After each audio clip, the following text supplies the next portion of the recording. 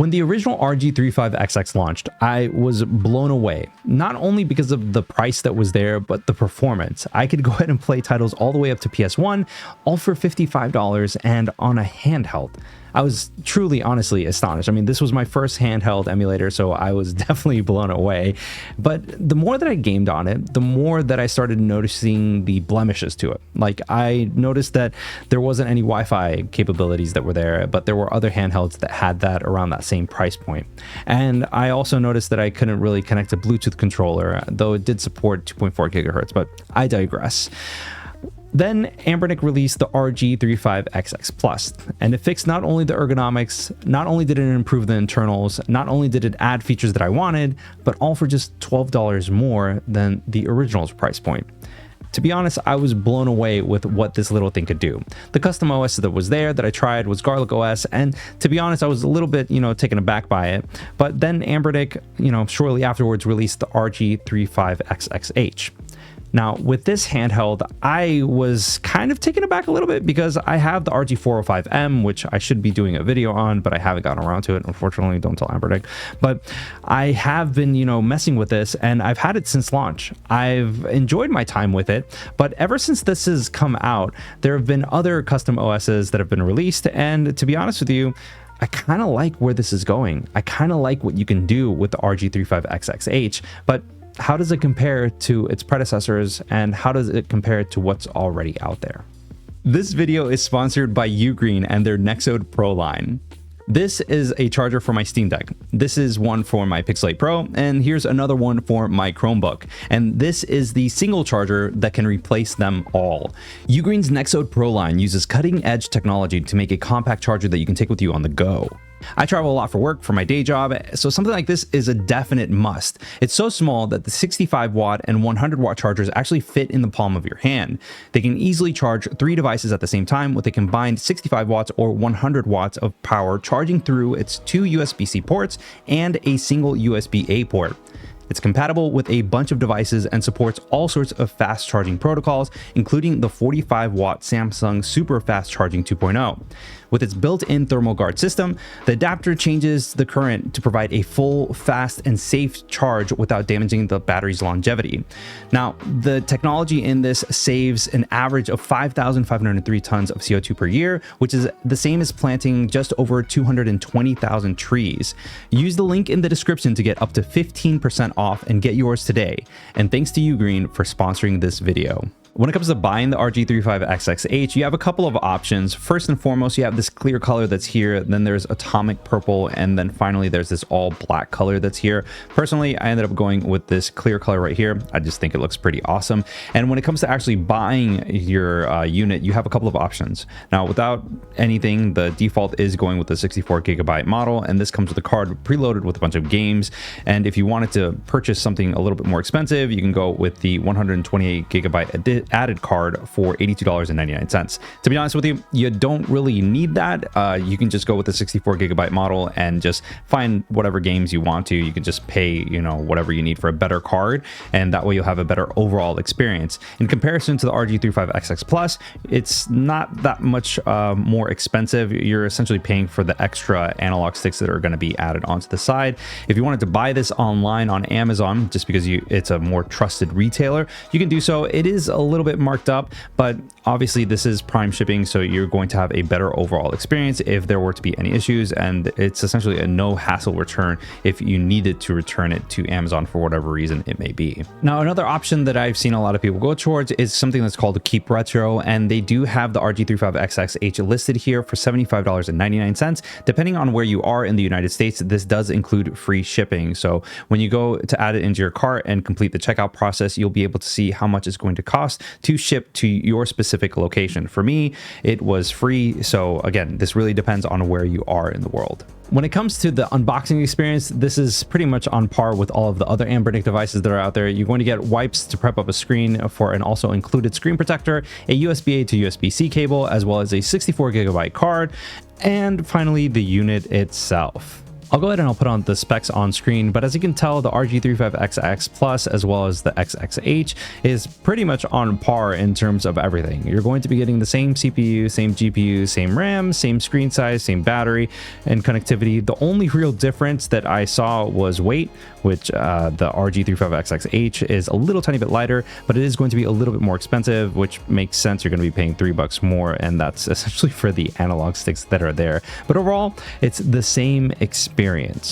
Let's do a quick tour of the handheld itself. It feels really great to hold in the hands, and honestly, those analog sticks that are here feel good. Most of the time, I'm going to be playing 2D titles anyways, but every once in a while, when I do want to go ahead and play those 3D titles, having twin analog sticks feels awesome. Now, the backside, you're going to have these rubber pads that are very akin towards Anbernic horizontal handhelds, and it feels awesome because you can kind of like rest the back of your hand there, and it just feels great. Now, on the front side, you're going to have your D-pad as well as your start and select button, face buttons, and your analog sticks. On the bottom, you're going to have 2 SD card slots as well as 2 downward facing speakers. On the top side, you are going to have your L1, L2, R2, R1, as well as a 3.5mm jack, 2 USB-C ports, HDMI out, as well as a function key. On the right hand side, you're going to have your power button as well as your restart button, and on the left hand side, you're going to have your volume rocker. Overall, this is a very sturdy build, and I actually really like the way that this is set up, and because of its form factor and its size, this is just something that I find very pocketable. This is just something that you can take with you and go out and about and not really have to worry about whether or not this is going to fit into your pocket by any means. It just works. So when I first got my hands on the RG35XX, you know what, I'm just going to call it the H, okay? When I first got my hands on the H, it felt really good, but there were a lot of differences that I noticed immediately. And I know that they're minute. It's probably me just being nitpicky on things, but I immediately noticed that the face buttons themselves have a lot more travel distance than the original Plus, especially in comparison to the two. I'll try to go ahead and get a nice close-up shot on screen right now. But then the analog sticks felt great. This is something that I just kind of missed, especially when I was playing 3D titles on the Plus, because when you go to the H, it feels natural to have something like that. Also, I don't know if the mic will pick it up, but yeah, that's the shoulder buttons here. They're very loud. Now, I have nothing against, clicky shoulder buttons. I mean, even the original RG35XX as well as the Plus, they both have clicky buttons. You can still kind of hear them. But this just is really, really loud. I would actually prefer to have something closer to like the original Nintendo Switch on like the Joy-Cons, to have kind of like those 2 buttons that are there instead of just having these that are just kind of just like lining up the edge of the body. Also, I ended up hitting the function key instead of actually using the power button to go ahead and turn things on. Now, I know this is more in line with my own personal experience on things, and that this is also in line with how all of the other Anbernic devices are set up, with the power button being on the right as well as the restart button, but it's still definitely left a little bit to be desired. Now, you have 2 speakers on the bottom, which makes the overall audio experience a little bit better. I don't like the fact that they're downward firing. I would rather have front facing speakers whenever possible, but I do get it because there are analog sticks and there's only so much that you can squeeze into the face of the unit itself. The screen is gorgeous. I've really been liking the way that Anbernic has been picking the screens or the panels that are in these handhelds. The color balance that's there is the way that I like it, which is on the little bit warmer side, but in terms of things, it's beautiful and it runs the way that it should. The D-pad also feels just like the Plus. In fact, I would probably say that this feels really, really great. The only thing that I don't like is that there are some miss inputs, but you kind of have to like really force yourself to actually get those miss inputs in there. Most people probably wouldn't even notice that whenever they're gaming on these handhelds. Now, I'm not going to spend too much time on the H. If you watched my Plus review, this is pretty much on par with what's there. The OS experience is pretty much identical. So in the game room, you have your games, RetroArch games. You have all of your games that are listed here. And personally, I prefer going this route just because things just run better overall. You have your favorites. So let's say if I were in let's see, I wanted to do Crazy Taxi. All you got to do is hit the start button right here, and you can go ahead and favorite it, and then it will go ahead and pop up in your favorites. And to unfavorite, you just do that. History just shows your history of games that you've played. Search, you can go ahead and search all the games that are there in your system, and then settings will allow you to change the settings of the handheld itself. Now here you can find your network settings, you can find your Bluetooth settings, as well as icon settings, which is pretty much all you can really change. That and like the background, if you wanted to change the background, you can do that too, but there really isn't too much functionality in the grand scheme of things. I mean, it's Anbernic, their stock OS experience has never been great, but there are definitely some really good custom OS options that are out there. The first custom OS that I wanted to try out was Garlic OS 2.0, and I already had it installed on the Plus anyways, so all I had to do was just take out the SD cards and put that into the H, and it just worked. I mean, it makes sense because it's the same chipset and so on and so forth, but it just worked. I went and looked at the GitHub page for Garlic OS 2.0, and it's still on 2.0.1. So all of that lacking of features and everything, quality of life improvements, is just, it's still there. There isn't any GPU functionality or anything like that in Garlic OS 2.0. It is pretty to look at, don't get me wrong, but the functionality that I would want in my gaming just isn't there yet. If you are interested in installing Garlic OS 2.0, I do have a link somewhere up here that'll guide you to a tutorial where you will be able to go ahead and see the ins and outs of everything. But at the end of the day, I would still wait on Garlic OS 2.0 to be fully baked before you actually install it onto your handheld. The next custom OS that I wanted to try out is something that's called Kokiri Alpha, which is an alpha stage. It's Batocera Lite build, and honestly, I was kind of blown away at how well things ran on the RG35XX given that it's an alpha. I didn't think that it was going to run this smoothly. The front end is Emulation Station, but as you start getting into it, I mean, it runs beautifully. There are a couple of kinks here and there. Again, this is an alpha build, but it still does really well. If you want to install Batocera Lite or Kokiri Alpha onto your Plus or your H, you're going to need a couple of things. First and foremost, an SD card of some kind. I would recommend a couple of them. I have affiliate links in the description below and in the pinned comment. But once you have one of those, come to this GitHub page. I'll have a link in the description and the pinned comment. All the way down on the bottom, you see this file, this top one that's .img.gz, the one that's 1.29 gigabytes. Get that file, download it, and then from there get a program to write or flash an image onto that SD card. I am using Rufus. I've just been using that forever, so I figured I'd give this a recommendation, so to speak. But once you go ahead and have that, you'll choose your device, and that should be your SD card. Now, as you can see, it says multiple partitions M and N. This is just because I've already flashed the image onto this SD card. Make sure that disk or ISO image is here in this box, and hit select. From there, pick your image right here. It can be zipped, it's fine, it'll go ahead and work regardless, and then hit start. Once that's done, it'll take a few minutes to actually render everything or write everything onto that SD card. But once it's done, all you have to do is take that SD card, put it into the RG35XX or the Plus or whatever it is that you're going to install it on, and turn it on. It'll take a few minutes to actually unzip everything and get everything set up. But once it's done, you're set and ready to go to get that card and plug that back into your computer. When you plug that into the computer, you're going to have two partitions that are readily available. One is for Batocera, and the other one's for your BIOSes and ROMs and everything else that you want to get set up. Now, I'll be 100% honest with you. This is pretty straightforward when it comes to things, but if there are any issues like that, please remember that this is in an alpha stage, so some things might just not work for whatever reason it may be, but I didn't run into any issues when I was getting everything set up onto my SD card. When you first install Kokiri onto this handheld, at first it's going to look like this, and this is pretty straightforward how Emulation Station runs. You're going to have all of your platforms that are available, and as you add more games to said platforms, they're going to populate here. So let's say I don't have any Game Gear games, then Game Gear, the option isn't going to be here, but anything that does, for example, my Super Nintendo collection is here. So all I have to do is just get those into the right folders, and they're going to be populating here without any crazy fuss or anything like that. Now, the first time around, the Emulation Station is going to be set up like this, but if you push start, it will take you to this main menu, and if you go all the way down to updates and downloads, you go in and there's actually an option for themes. So you have your themes downloaded that's here, and from there you can download anything that you fancy or whatever it may be. But there are some that I already have installed, and I'm going to go ahead and show you how to actually switch between the two.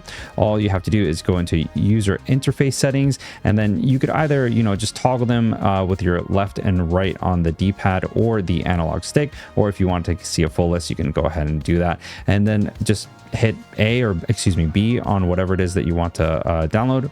Get out of that and it'll load into place, and then from there you'll see how everything is laid out. Now, me personally, I like this look. I think it's pretty clean. I prefer clean OS experiences over anything that's super noisy, but I mean, everything that's there is up to your fancy. So if you want to go back in, you can change the user interface settings, and let's say that we want to go with Epic Noir, which is something that a lot of people have used in the past, and boom, everything is right here. Just as before. It's pretty clean as well. So it really just depends on what it is that you want to go ahead and experience on your end. Now, if you want to scrape things, the first thing that you want to go ahead and do is actually go down to scraper, and there are a couple of options that are here. Now, if you go to screenscraper.fr, you just have to put in a little bit of information and it'll create an account, and from there you can just download everything. But if you don't want to, there's the games DB, there's also HFSDB, so there's a couple of options that you can choose from in order to actually get the box art for the games that you want to go ahead and play on or play with. It's just a nice and better overall experience. There are different settings that are here, so if you prefer 3D settings over 2D settings, then you can download them accordingly, and you can just set up everything as you want them. Just as imagined, 16-bit titles ran without any sort of problems at all. Everything was emulated beautifully, and I didn't run into any issues or any stuttering at all, even when I was playing heavier titles on the SNES. PS1 titles also ran beautifully. I was able to play Tekken 3 without any sort of hitches at all whatsoever, and even the audio and everything that was going on is just fine. Everything worked as it should. Things started to just get choppy when I was playing Dreamcast games. The chipset had a really tough time keeping up with everything that was happening on screen, so the frame rate was never actually really 60 FPS, and you could tell by the audio lag that was happening while playing the game. Overall, it was serviceable, it was playable, but there was definitely some audio lag that was going on and audio stuttering as well. Now, when it came to N64 games, everything just worked seamlessly. I didn't have to worry about any sort of audio stuttering or any glitches or the frame rate slowing down at all. I was playing Mario 64 as well as Star Fox 64, and things just worked without any problems at all. When it comes to playing PSP titles, on the other hand, it's a completely different story. If you want to play 2D titles like Maverick Hunter X, then you're going to get 60 FPS. You're not going to get any audio issues or audio stuttering or anything like that. But when you want to throw more intensive titles like 3D titles like Tekken 6, then that's where this system is brought down to its knees. Essentially, you're going to be getting 15 to 25 frames per second on average, and it just, I don't know, left a lot to be desired, at least for me, because I love fighting games and I wanted that 60 FPS experience, and I just didn't get this on this handheld. That being said, I'm sure that you could adjust some settings in PPSSPP in order to get the best experience possible, but it's not going to hit that 60 FPS mark. If it is, let me know in the comments below. I'd love to get any specific settings that'll go ahead and bring this experience up to par, but as of right now, it's just not doing it for me. So who is the RG35XX for? Well, honestly, it really depends on what you're willing to do in order to get the best gaming experience, or whether or not you're satisfied with the stock OS experience. Me personally, the stock OS experience is okay, but it's an abysmal UI for the grand scheme of things. I would rather have something like this. The Kokiri setup is it's awesome. It has a better overall experience in terms of gaming. The customization is there, and you just have a better suite of features that are readily available for you. Not to mention that if you're okay with just, dragging and dropping a couple of files and getting things set up to just the way that you want, it's worth it. Now, in terms of which games you play, that's really what differentiates between the two, because if you're playing 8-bit or 16-bit titles, then you'd probably be okay with the Plus because of that lack of analog sticks and just the overall aesthetic and feel of this. It definitely is reminiscent of the Game Boy, but if you want something that is more akin towards playing twin stick shooters or games and things like that, then this might be the option for you. It really just depends on what it is that you are going to game game on. Personally, myself, I am going to take this on a business trip just to see how it is to play on the go and see whether or not this is something that I would take with me further on. But as far as I can tell right now, I'm enjoying my experience with this, and this is something that I can recommend right now. So what do you guys think of the RG35XX? Is this something that you're interested in, or something that you're willing to pick up or just check out? And if you already have it, let me know in the comments below. Let me know your thoughts. If you're interested in hearing my thoughts on the RG35XX Plus, then click this video over here. And if you're interested in learning how to install Garlic OS 2.0, then click this video over here. And until next time, guys, I will see you on the next one. Peace.